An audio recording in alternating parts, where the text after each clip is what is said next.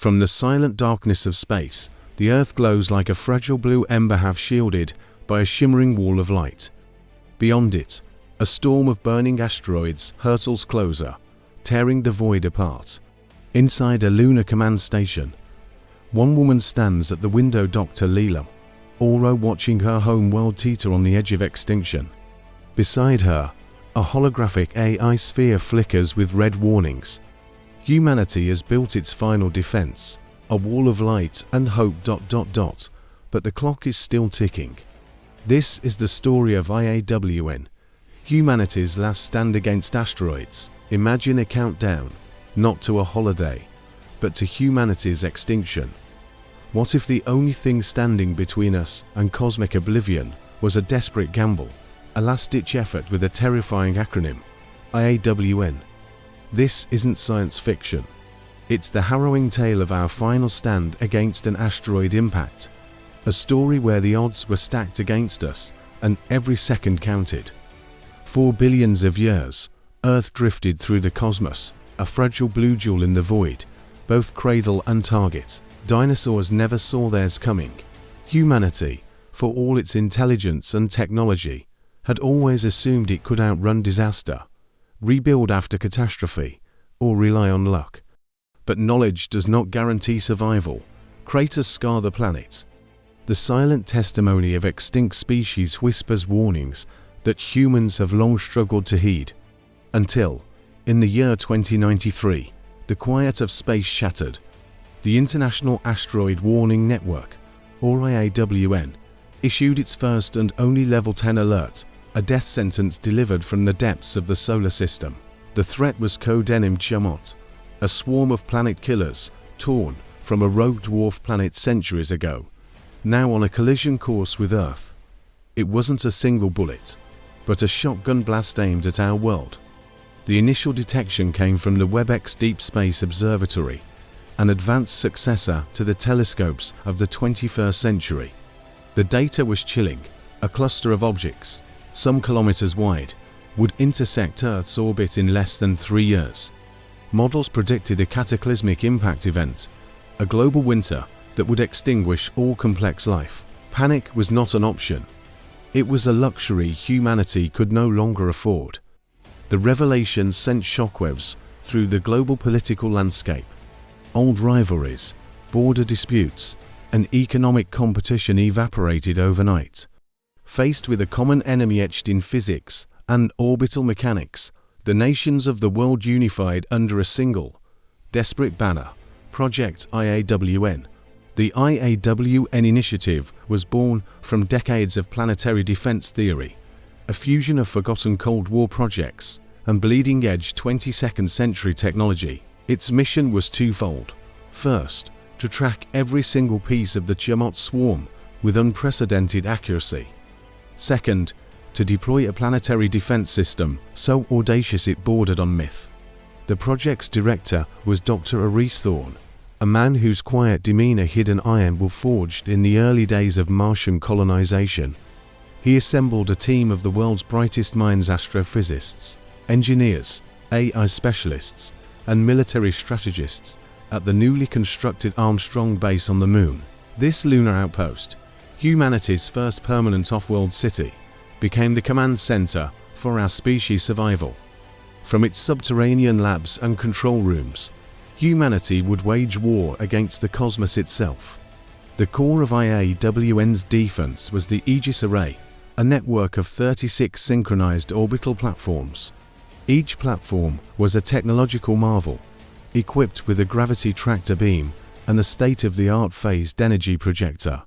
The plan was not to destroy the asteroids, which would only create a swarm of smaller, equally deadly projectiles. Instead, the goal was to nudge them, to gently but persistently alter their trajectories using the subtle force of localized gravitational fields.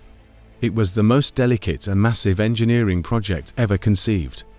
The construction of the Aegis array was a testament to human unity. Rockets launched daily from every spaceport on Earth, carrying components forged in factories from every continent. On the lunar surface, robotic assembly lines worked tirelessly under the guidance of engineers and AI, piecing together the shields of our world. But time was the true enemy. As the Aegis platforms were deployed, the Chumot swarm drew closer. On the screens in IAWN command, the red icons representing the asteroids grew larger, their projected paths a web of doom converging on the tiny blue dot of Earth. Dr. Lila Moreau, lead astrodynamics specialist, worked in a state of perpetual motion, her fingers flying across holographic interfaces as she refined the targeting solutions.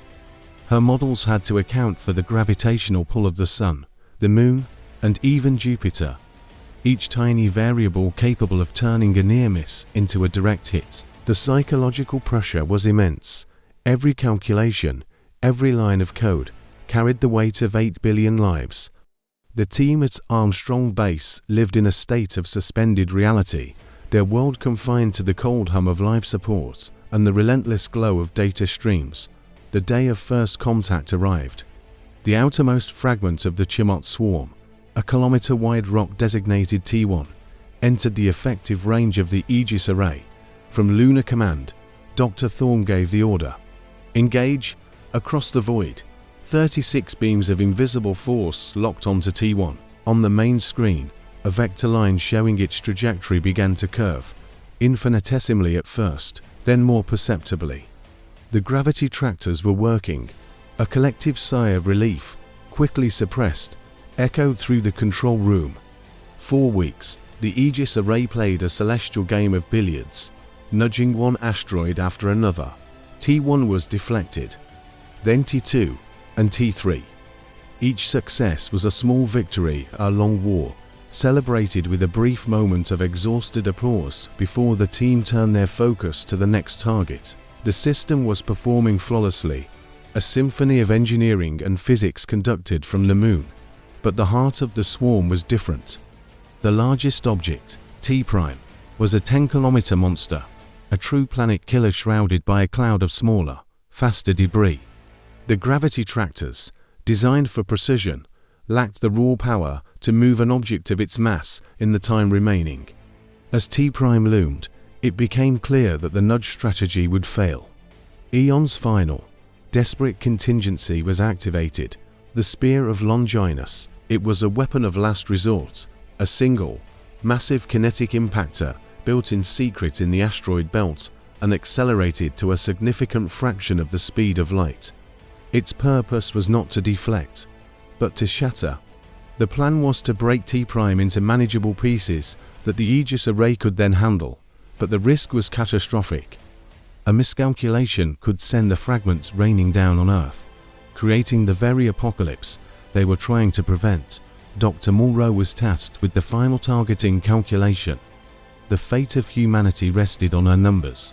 For 72 hours, she and her AI counterpart, Oracle, ran trillions of simulations. They modeled the internal composition of T', the explosive yield of the impact, and the resulting debris field. The tension in Armstrong Base was thick enough to touch. On Earth, the public, aware of the escalating crisis, held its breath. Cities fell silent. In the sky, the approaching swarm was now visible to the naked eye, a faint, ominous smudge against the stars. Moreau finally looked up from her console, her eyes red-rimmed but clear. "We have a solution," she announced, her voice steady. "It's a narrow window, but it's our only window." With the final trajectory locked in, the Spear of Longinus was fired. It was a silent, invisible missile, a sliver of hyperdense alloy crossing millions of kilometers in mere hours. The IAWN team could only watch the telemetry, their life's work reduced to a single data point streaking across a screen. The impact was an event of cosmic proportions. Even from the Moon, telescopes captured a brilliant flash as the kinetic weapon slammed into T'. The asteroid didn't just break. It vaporized in a flash of incandescent energy, blossoming into a new, man-made nebula. The control room erupted, not in cheers, but in frantic activity. The Aegis array now faced its greatest test, a cloud of thousands of smaller, high-velocity fragments, all still aimed at Earth. What followed was a frantic, desperate ballet. The 36 platforms worked in perfect, AI-driven harmony, their gravity beams dancing through the debris field. They pushed, pulled, and deflected, prioritizing the largest threats, while letting the smaller, atmosphere-bound pieces burn up harmlessly. Dr. Moreau and her team provided real-time corrections, their minds and machines fused in a singular purpose. For 48 hours, the battle raged. It was a storm of light and gravity, a silent war fought in the vacuum of space. On Earth, the sky lit up with a meteor shower of breathtaking and terrifying beauty, the remnants of T-Prime burning away in the upper atmosphere. It was the last, most spectacular fireworks display humanity would ever see. Finally, the storm passed, the last significant fragment was nudged into a safe orbit, and the screens in IAWN command turned from red to green. A profound, exhausted silence fell over the room, broken only by the quiet sobs of relief. They had done it. They had faced the abyss and held the line. Dr. Moreau walked to the large observatory window, looking out at the Earth, now safe and glowing serenely in the distance. The shimmering wall of the Aegis array still hung in space, no longer a weapon, but a monument to what humanity could achieve when it stood as one. The acronym IAWN, once a symbol of impending doom, was now an emblem of hope, a testament to the species that looked into the great, dark void and refused to blink. For the first time in its history, humanity was no longer just a resident of its planet, but its sworn, eternal guardian.